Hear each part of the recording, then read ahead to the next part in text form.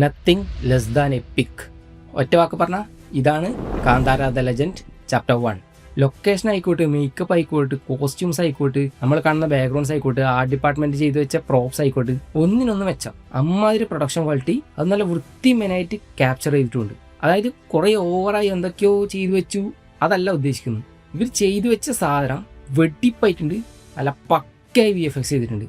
പിന്നെ ഋഷഭ് ഷെട്ടിനെ കുറിച്ച് ഞാൻ പറയണ്ടല്ലോ, അയാൾ പണ്ടത്തെ കാന്താരിൽ അവസാനത്തെ 20 മിനിറ്റ് ചെയ്തു വെച്ച എന്താണോ അതിൻ്റെ ഒരു 10 മടങ്ങ് ഇതിൽ ചെയ്തിട്ടുണ്ട്. ഞാൻ എല്ലാവരും പറഞ്ഞു കേട്ടു അവസാനത്തെ 30 മിനിറ്റാണ് ടോപ്പ്, അവസാനത്തെ 30 മിനിറ്റാണ് ടോപ്പ് എന്ന്. അതിന് മുന്നേ സെക്കൻഡ് ഹാഫ് തുടങ്ങി കുറച്ച് കഴിഞ്ഞൊരു ഐറ്റം വരാൻ്റെ മക്കളെ നിങ്ങൾ നോക്കിയിരുന്നോ, എത്ര നിങ്ങൾ ഹൈപ്പ് കൊടുത്താലും നിങ്ങൾ ഡിസപ്പോയിൻ്റ് ആവില്ല. ട്രൂലി എപ്പിക് എന്ന് വേണമെങ്കിൽ പറയാം. നിങ്ങൾ തീർച്ചയായും തിയേറ്ററിൽ തന്നെ പോയി കാണുക. തിയേറ്ററിൽ എന്ന് പറയുമ്പോൾ ഏറ്റവും നല്ല വിഷ്വൽ ക്വാളിറ്റി, നല്ല സൗണ്ട് ക്വാളിറ്റിയിലെ തിയേറ്ററിൽ തിരഞ്ഞെടുക്കുക. അതിനുള്ള ഐറ്റം ഋഷഭ് ഷെട്ടിയിൽ പണി വെച്ചിട്ടുണ്ട്.